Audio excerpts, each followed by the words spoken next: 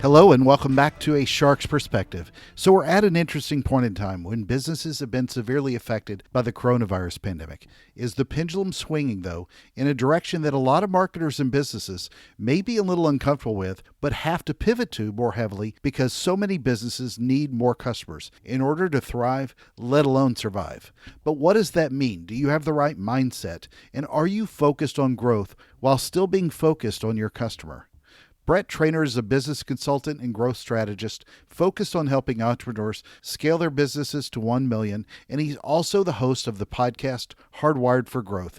And on this episode, we'll discuss growth mindsets and strategies, focus on the customer, hacks versus fundamentals, CROs, CGOs, and CMOs, sales enablement, attribution, fluffy marketing, goal alignment, Shark Week jaws, roundhouse kicks, Bavarians, and a lot more. So let's tune in to a growth strategist with a shark whose strategies and charisma will just grow on your heart the more you listen on this episode of A Shark's Perspective.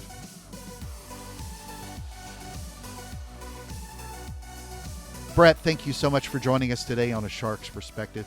If you could tell the audience a little bit about your background and your career to date. Sure. It's absolutely my pleasure to be here. I almost hate to admit it's now 25 plus years, probably closing in on 30 in the B2B space.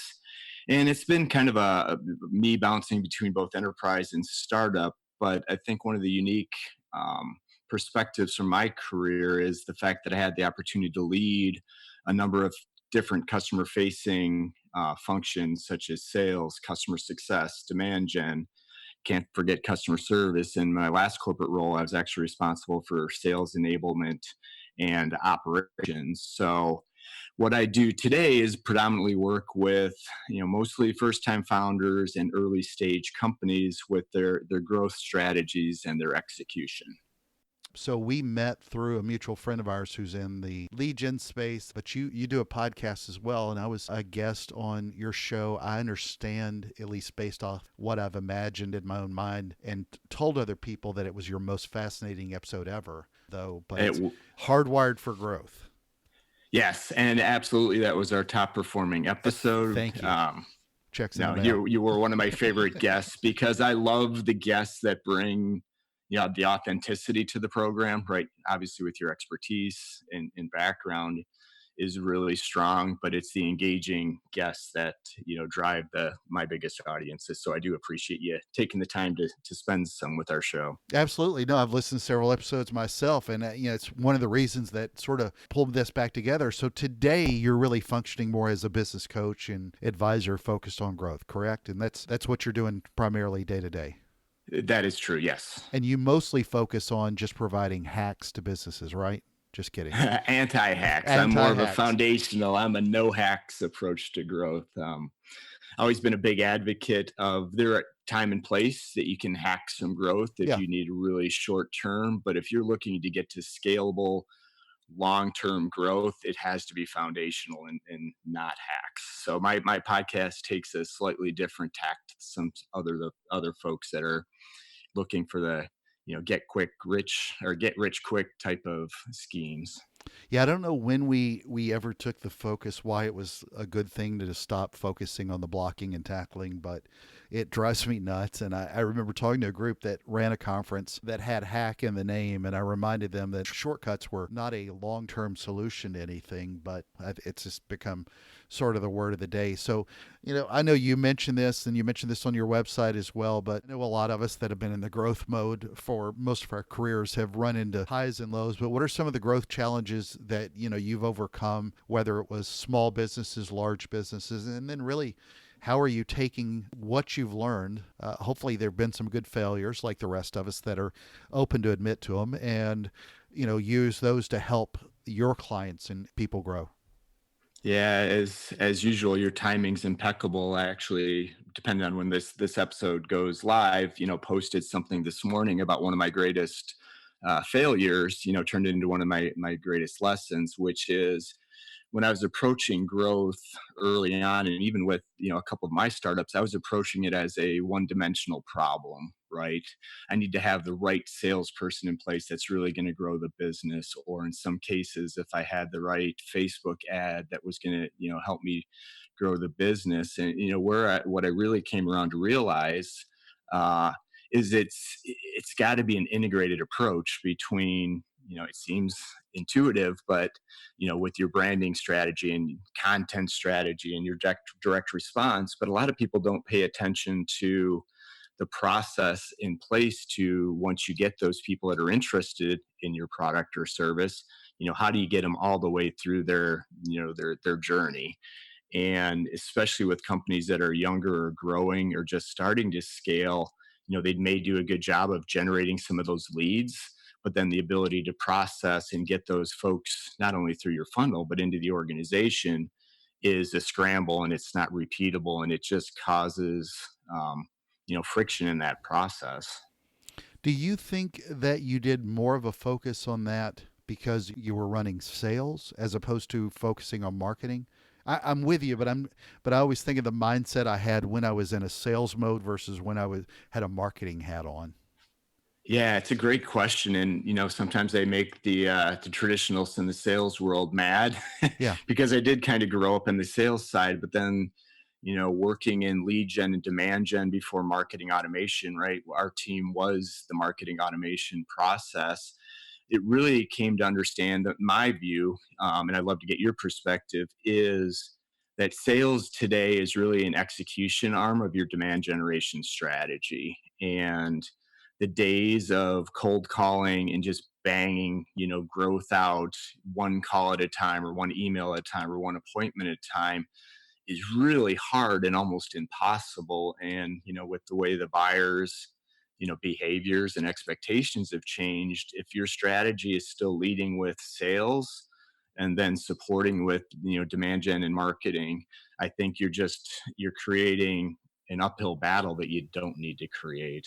Oh, I Does that make agree. sense? No, it does Okay. completely, and I think the same thing has happened, to a pretty significant degree with LinkedIn and how we connect on most of social channels today. Because you find people, both marketing and sales, that lead with trying to sell you something from the get go. And I use sort of a goofy analogy on occasion when describing dating. It seems like, people, if they were dating, or hoping to date someone, that they start off metaphorically kind of talking about, going to third base before you've even met them or know who their name is, and it's just jumping so far ahead, and they haven't taken the time to get to know you. They haven't bought you dinner, taken you to a movie, anything. It's just very interesting how it's gotten worse and worse and worse. But I think, at least for me, when I had the sales hat on, I probably was more arrogant and more myopically focused on, I can fix this just with my sales strategy. And then marketers thought they could fix it with a lot of other things, but really it's come down to reading the tea leaves of the consumers and what their behavior is, whether you're a marketer or a salesperson. But I agree with you that sales and marketing need to function better together. It's more the execution arm. People are not wanting to pick up the phone by any stretch like they used to. So Yeah, I agree with you, and I think I love that analogy too, because I think of my time, spent between sales and marketing and lead gen that sits in there. And if you look at the traditional way that marketing looks at marketing qualified leads, right? Hey, yeah, they qualified, they downloaded 5 white papers, and signed up for my yeah. email. Let's pass that Let's on go to attack sales. them.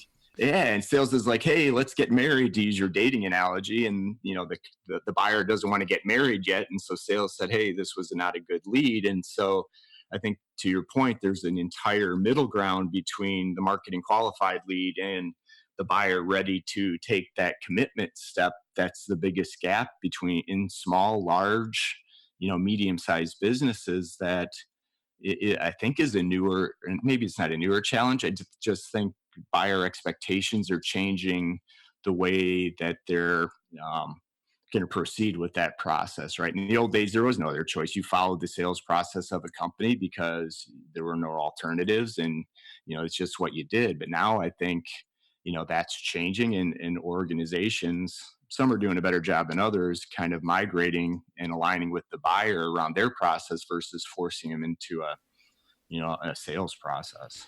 It would really behoove a lot of marketers to work for 5 minutes in some sales capacity, because ultimately, if you're working for a business, whatever your title is, you're trying to help grow that business. That's why they've got you employed. You may sit in some function that is not directly sales, but everybody needs to understand how to draw that customer in and again sell them your product or service, and then know what it's like to keep selling them, to keep them. And I don't mean upsell necessarily. I mean keep romancing them throughout the history of your marriage, because you got to continue to sell to them over and over and earn their love and appreciation over a lifetime of marriage, not just as a one time sale. And that's where marketing can really soften that approach long term. But I do think that both sides need to learn a lot more about each other. I think sales enablement as a whole is something that's so horribly missed, and not everybody wants to buy everything on an e-commerce channel. If you're buying, for example, a massive ERP system, you're typically not going to go to, Amazon and click and buy it. There's a lot more Right. there's a lot more understanding how the sales process works than just believing that they've consumed, to your point, 20 different PDFs. And having worked on the brand side, both in tech and then both in a lot of consumer products, marketers should help drive a lot more traffic to a sales place for the consumer, but sales teams need to also understand how to get them there a lot better. And that's been so much of a shift for people because they took the focus off of the customer. That's what hurts. So out of curiosity, as you looked and went over your career and decided to go into the business advisor role, why did you decide to go into that role as opposed to being head of sales, head of marketing, or head of growth? Yeah, it's a great question because majority of my career, like I said, on the corporate side was at enterprise level companies, and learning the ropes through practitioner roles, and you could see the silos, right? You see them even if you're Oh just yeah, in one of them, they're there. But learning the inner workings of each of those departments, just realized what a big disconnect that there was, unbelievably true. and I think it comes back to operating budgets, right? Their goals aren't aligned, so your operating budgets are tied to those independent goals. And I spent a number of years in management consulting before working with startups, and it was heavily focused on the upper tier, the mid market, and enterprise.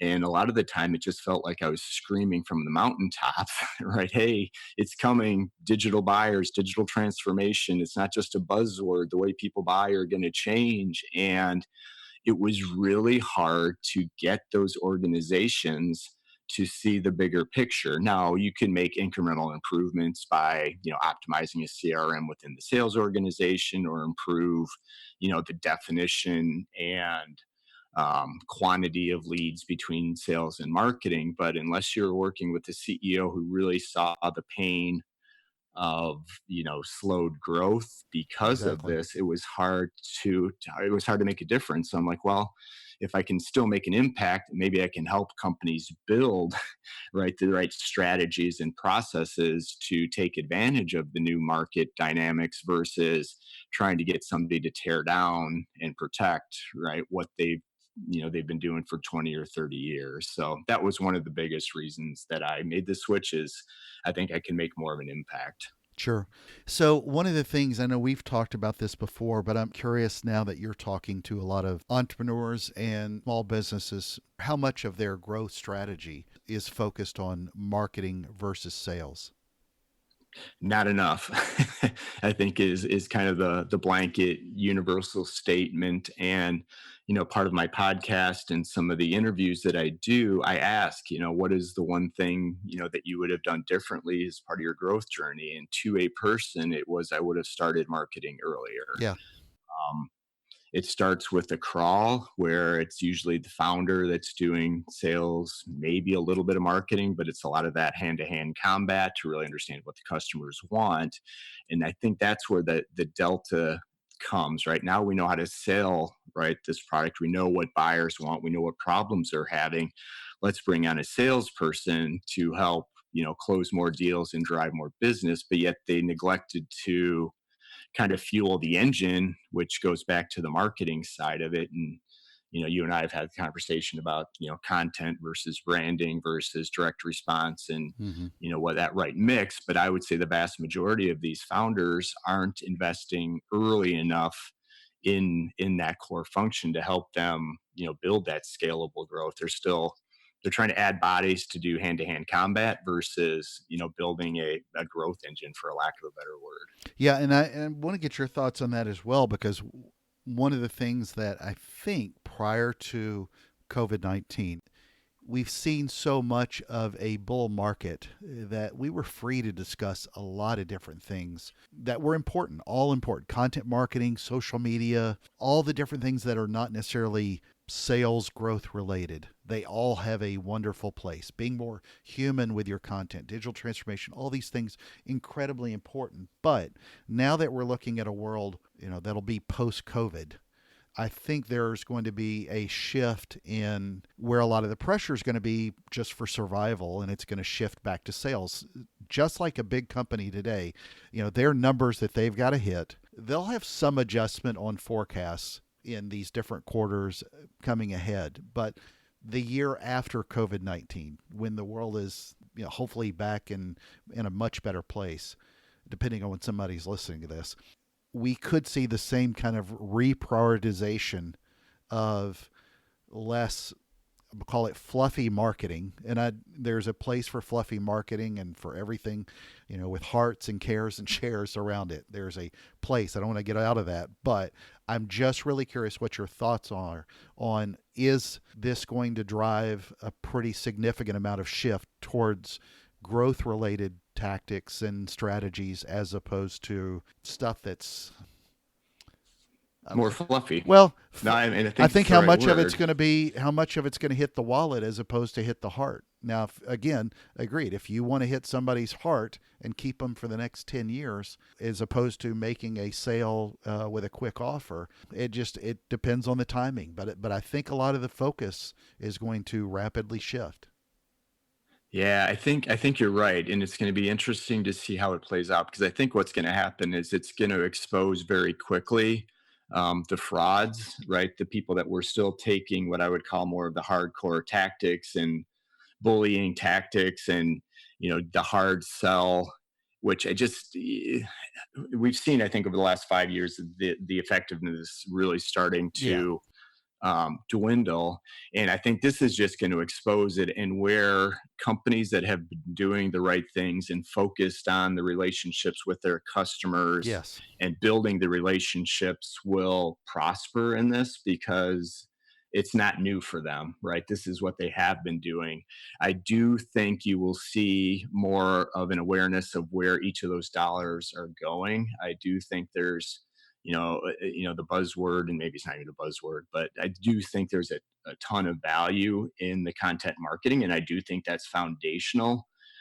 But it has to have a purpose, right? It's got to be intentional what you're doing. Just don't create content for the sake of content. And I think the companies that they'll come out of this better than others are the ones that understand the value of those dollars in each of those areas. But yet I still think the core will be, whether we call it sales or relationship, is that the human contact they have as part of the buyer's journey will become even more valuable as they go through it. Well, and Well, to jump in, I don't even think yeah. that well, I think it'll put a renewed focus on attribution, really understanding where your dollars convert. But there's so many marketers who I think with good intentions believe wholeheartedly that their sales is driving growth because they can track it. And I get that. But maybe that's an example of where people can put maybe a little more pressure to driving growth sooner, as opposed to your point, not just an abundance of content. And I don't know if that's necessarily the best example, but 100% agree with your point that if somebody is, if brands are more focused on their customers, the ones that are either too fluffy or too direct response ish are going to be exposed even more. And the ones that have been valuing that relationship with a customer to keep them going, it should make a significant difference trying to figure out what your customer actually wants and needs, as opposed to stuff that doesn't matter or stuff that only sells. Yeah, no, I think you're 100% right. And as you're going through it, it made me think that we talk about the content or the attribution, right, which is been an age-old question between sales and marketing. Mm-hmm. And you would think we're at the point where you'd want 100% attribution for anything, right? That customers come to the website, they see it, you want to talk to one of your specialists that, through the journey, they're, online, offline, moving through. And one of the areas that I was looking at, I was curious, because I was been in the space long enough to remember when we actually had a true chief revenue officer that had responsibility for both sales and marketing. And, over the years, we got away from that. The silos grew, the specialization grew. And so I actually went out on a search to see, can I find a true chief revenue officer to understand how they're managing, the Mm-hmm. investment dollars in it. And you know how many I found? Now, this is going back about 8 months. I found two true chief revenue officers that own both sales, marketing, in both cases, customer success. So it was the true customer relationship. And the way they were prioritizing was, look, I have a revenue number to hit. I've got a target that I need to hit, and I can pull the levers between sales and marketing and where I need the resources to make the investments, and not fighting a political battle or Exactly. finger pointing of doing that. So I would love to see that come back, or at least with a shared revenue goal, because then you can kind of get away from it. And I know we're talking about larger organizations, but when you take that back down to growing organizations, it's the same thing, that you really want to understand where you're getting the return off of those dollars. And even if it's origination or the different touch points, when you're not battling about who gets credit for it, it's going to make that a much, much easier process. Oh, agreed. Well, and even smaller organizations, a lot of times they hire people who get tired of the big organizations, and then whoever's running that company wants them to basically put their own twist on it, but replicate what they've done at somewhere else and grow it into that kind of organization. That's the goal for a lot of companies, and then they set up some of the same bad practices, and Right. the siloing begins. But if we could align all the goals on the front end, and again, keep those focused on customers as opposed to the individual silos and who gets credit, it would sure make a lot of difference. But there's been such a focus over the last few years with changes in the titles from CMO to CGO with Right. a chief growth officer. And a lot of the chief growth officers have been just salespeople who didn't understand marketing or the customers well. So, I mean, it's an understandable that it's in a lot of flux because there's value to both sides, and it would make a lot better marketer and salesperson if they understood what's really important and what's really not. But let's back up then and talk about something you mentioned earlier, but the value of the sales enablement process. What was your part? What did you sort of learn as a salesperson working with marketing teams as to the value of that? Because I still don't think a lot of people understand the value of that process and communication. They understand to drive higher quality leads, and more of them will always make the sales team happier. But kind of unpack and expand upon that, what you saw throughout your career with sales enablement. Yeah, and sales enablement was a relatively newer function. This is going back to 2014, 2015, where it was just started, and I like to separate or distinguish between sales enablement and sales ops, right? Sales Yeah, ops, I yeah, yeah. like, keep the trains running on time and, going where they're supposed to go. And sales enablement is, how do we carry more people and get the trains going quicker, right? So it's almost revenue enablement as you go through the process.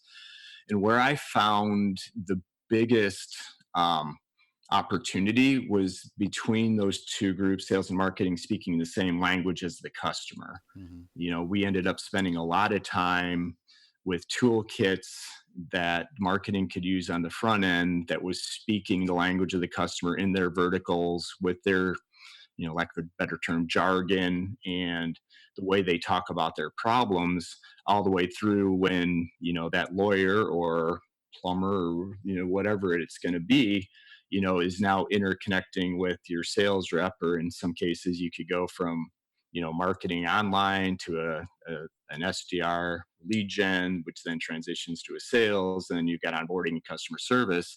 We found one of the biggest benefits was to get everybody speaking the same language, so it didn't feel like they were working with, potentially four or five companies as Mm-hmm. they were going through the buying process. um, Well, how did you go about getting there? it was a lot of manual work to build those toolkits and taking the time to actually basically verticalize our demand gen team and our sales team so they could focus and like I said, speak the language of those customers and understand in a much greater depth what the problems were that they were having so they could be more empathetic with the customer and understand what they were going through versus where we traditionally see features and benefits, this is what we do. So really trying to change that conversation to the problems that we're solving versus, like I said, the traditional features and benefits.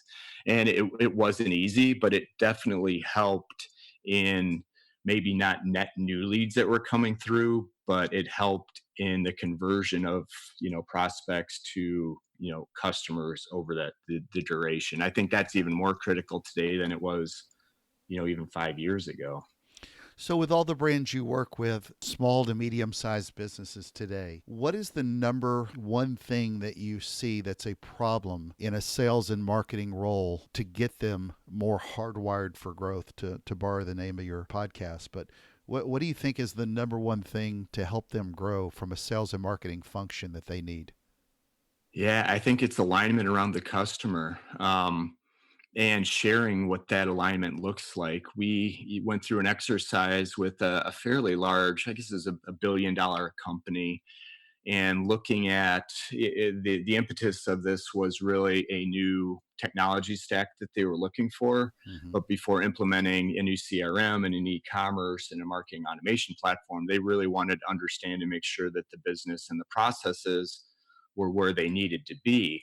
So the exercise we actually led them through was, hey, let's not worry about um, who does what, but let's look at the tasks, the activities, and basically create the workflows from the first time somebody interacts with your content all the way to submitting a contract and getting them onboarded and set up into the system, and work on those key activities and not just what you do today, but align it with the way the buyer wants to buy, right? If you're making them pick up a phone and call in your orders, and they're more than happy to just you know log in online and select what they want. So I think that exercise was really powerful in getting them to see differently how aligning with that customer through the buying process changes the way they were thinking about doing business. Now the challenge was you still had three different silos that then had to figure out who was going to go do what through that process, but it created a much better alignment between the sales and the selling organization and what the buyer was going through. And it's not easy. And I feel for these older, more established companies that were basically built, and an era is maybe too strong a word, but they were not built for the way people buy today, right? Hmm. With the digital and online, and even if multi-million dollar purchases, 90% is probably done online now where it wasn't before. And just the way they're structured and tried to realign that is not an easy process. And I think part of what we're starting to see is some startups in what were traditionally legacy B2B businesses coming in because they're more nimble, they're more agile, they can align better with what the customer wants, and it's putting a lot more pressure on some of these larger, more established orgs.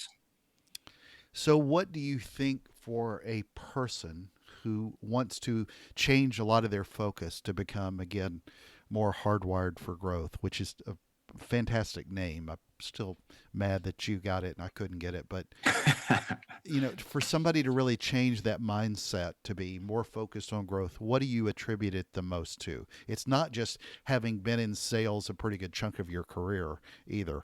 At least what we talked about a little bit today is that a lot of this growth is going to have to be driven, including from marketing, because it's where a lot of the shift has gone from sales to marketing, and but there's still a correlation. But for anybody in any role, especially on the leadership side, to understand how their team becomes more growth oriented or within their own roles, what's your advice? I think it start with the customer.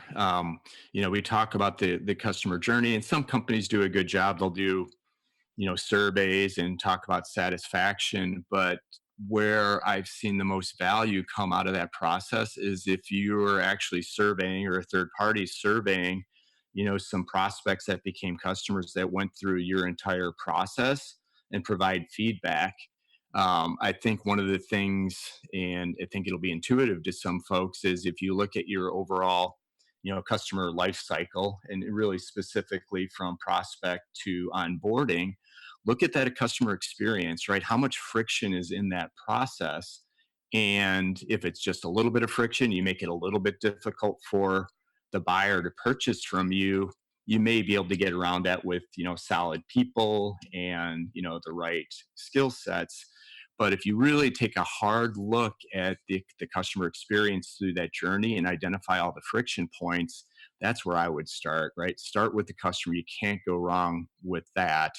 And not just ask them, but look at the data, right? It's also going to tell you where the opportunities lie. And I think if you take that type of focus, it's going to be hard to argue, against some of the recommendations or improvements, that would need to be made. Because if you look at, the companies that are winning or doing things really well, their processes are seamless, or at least minimize, friction with the customers. And if you think about hardwired for growth, and if you want to use the analogy of a car or an engine, right? If you've got gunk, or the tires are old, and that entire process isn't streamlined, you're not going to go as fast as maybe you could have. And I think that's where I would start with the customers, start with the customer experience, and then work backwards from there, and fix the bigger gaps first, and then look to optimize across their journey.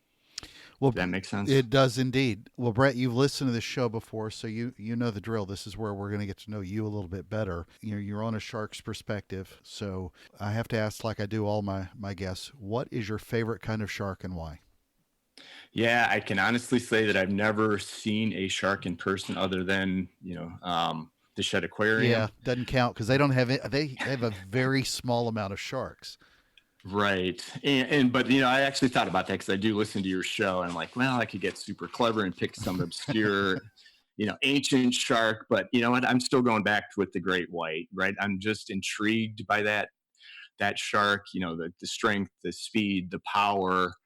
I think it gets a bad name too. And I Yeah, know you're a diver 100%. and can speak to it, that, man, if you're not out causing trouble for it, you may just be in the wrong place at the wrong time, but they're really not out to bother you. So, I think Shark Week gives them a bad name. And I think I read a book when I was in third or fourth grade about shark attacks, which is not good reading for somebody at that age. But if you had to put me down to it, that's the one shark I would have to lean towards being my favorite. Well, and part of the problem is that Shark Week and Jaws especially, I mean, gave Shark such a bad name. It's a wonderful movie, though. It's as far as movies go, you're locked in. There's nothing more suspenseful. But when you watch most of the Shark Week stuff, they show a shark attacking a seal. Not most of the shows are not how to protect yourself because you're going to die. No, they're anything but that. The most of the shows are about saving great whites or tagging them and things like that. Not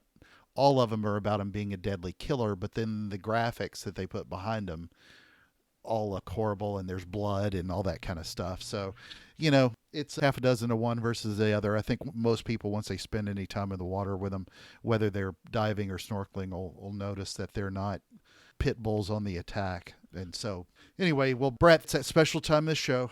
Are you ready for the 5 most interesting, important, or rather most ridiculous questions that you're going to be asked today? I was born ready. All right. All right, here we go. Number 1, marketing or sales? Oh, if I had to pick one, this day and age, I would lean with marketing. Number 2, deep dish pizza from Lou Malnati's or a cheeseburger at Billy Goat Tavern. Notice the way I said it specifically is cheeseburger. You did, and very well done. I am more of a pizza. It's my kryptonite. It's my weakness. And give me a good deep dish or stuffed pizza, especially from Malnati's. I love a cheeseburger, but I could not pass up the pizza. Yeah, I would say the same. My biggest problem with Billy Goat Tavern is that historically they haven't even taken credit cards. So, if you want to Right. not pay for your lunch if you're going with anybody, at least up until a couple of years ago, it was, don't walk in or just walk in with cash and then looks stupid. But you can order it through Grubhub, which is weird. So, number three, this is a modern day transformation that we're seeing. Chief Marketing Officer or Chief Growth Officer?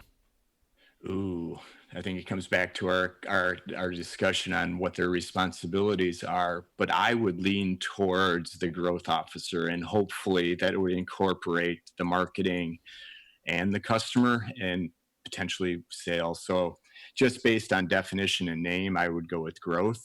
Um, it's not really the clean answer you were looking for, Well, but no, I don't know that there. I don't know if there is. I think it makes sense to have a CGO completely, but so far I haven't seen enough CGOs. At least what I've seen have enough focus on customers. It's some sort of pendulum swing. Some of the CMOs have been treated unfairly if you look at their shelf life. They've been judged true. on sales. Now you've got people that are focused on sales historically, and that means that there's going to be some alienation of the customer.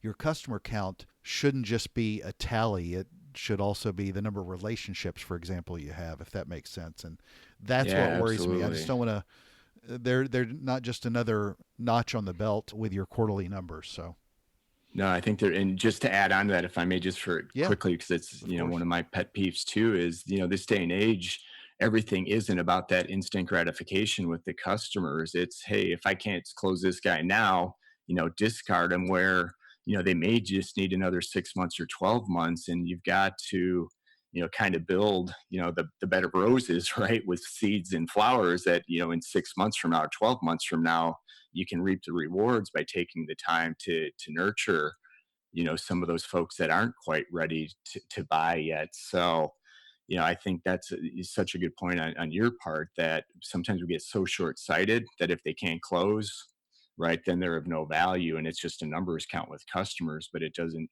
it's hard to predict, 3, 6, 12 months out. But if you're not putting the effort in now to do that, you're always going to be in that short-term battle, if Yeah, that makes sense. no, it does. It does completely. I use this a lot in shows, sort of on my back takes, but I talk about it with martial arts. It's not necessarily the best analogy when talking about the customer, but when you're in the roles that we're in to help companies grow, you sort of have to approach it like you're a mixed martial artist. And if you think about martial arts over the years, you had your karate guys, your taekwondo guys. I've been in martial arts my whole life. I've studied all of these different, a lot of the different forms rather, and in no one of them do I necessarily. I mean, I have black belts in several, but I don't want to call myself a karate practitioner or a jujitsu practitioner. I mean, your best martial artists, mixed martial artists out there today, are ones that are well versed in a lot of the different skills, and I think that's part of the problem. Is I hate that with CMO or CGO is even a question of one versus the other.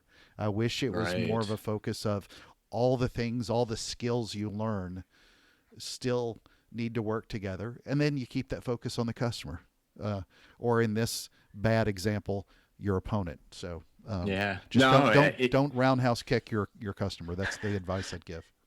I love that analogy, because the other one I use off that a little bit is the MMA, right? The history of the mixed martial arts. And, there was a stage 5 years ago that it was the collegiate wrestlers that were dominating Exactly. because it was a new skill, but then it emerged in the balance, and and then you got the strikers, you got the jujitsu, you've got the wrestlers, and it's the ones that can morph into, optimal, right, to beat their opponents, seems to be the folks that are dominating now. So no, I love that analogy. Yeah. All right, number four, a really important donut question. Since you're exercising a lot now, vanilla cream filled or Bavarian cream? Oh man, I thought you were going to go jelly, but Yeah, I wouldn't I wouldn't would go that have easy. to. I would go vanilla. I'm Okay. just more of a plain versus, and nothing wrong with the Bavarian cream, but Or the Bavarian people. They're wonderful people. Absolutely. I just prefer Absolutely. the This is vanilla purely cream. from a donut Exactly. perspective. Exactly. And the most important question that you're going to be asked today is biscuits or cornbread? Ooh.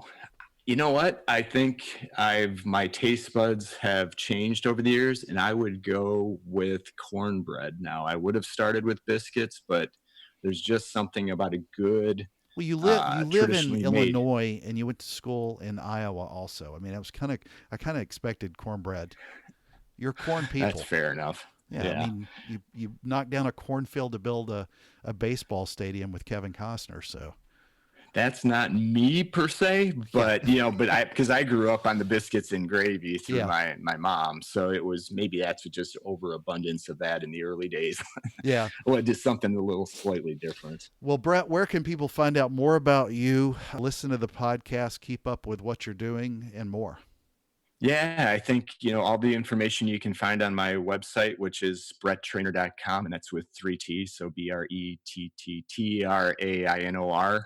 Or look me up and hit me up on LinkedIn, same name. Happy to connect and have conversations with folks, of organizations of any size. As you can probably tell from our conversation, it's a passion for me, and Yeah. I love to have these conversations.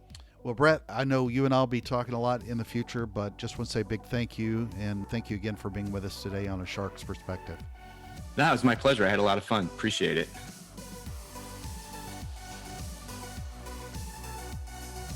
So there was my conversation with Brett Trainor, a business consultant and growth strategist focused on helping entrepreneurs scale their business, and he's also the host of the podcast Hardwired for Growth. Let's take a look at 3 key takeaways from my conversation with him. First, I joke with Brett about his own show and how he doesn't do hacks, and I'm not a massive fan of them either. We've gotten in a very hack-oriented world, but he makes a great point that I'll quote when he said, "If you're looking to scalable long-term growth, it has to be foundational and not hacks." I couldn't agree more with that. Hacks are fine for little fixes, just never lose sight of the long-term way to grow a business and stay focused on the customer. Second, marketing and sales have unique functions, but there needs to be better sales enablement between the two. That includes not just if you hand off a lead, but also think about your CRM and how many mindless emails are sent because of a consumer downloading a white paper.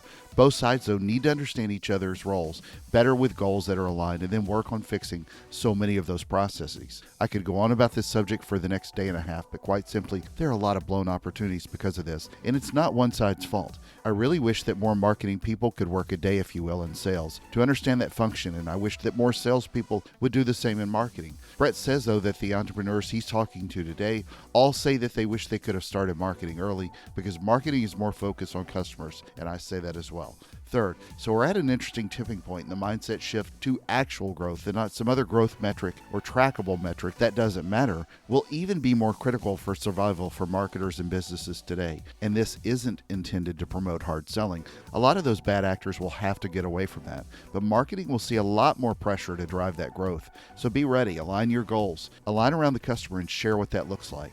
Got a question? Send me an email to kenneth@asharksperspective.com. Thank you again for the privilege of your time. As he adds, change is inevitable, but growth is optional, and listening to this show is undeniable, or at least I added that last part. So join us on the next episode of A Shark's Perspective.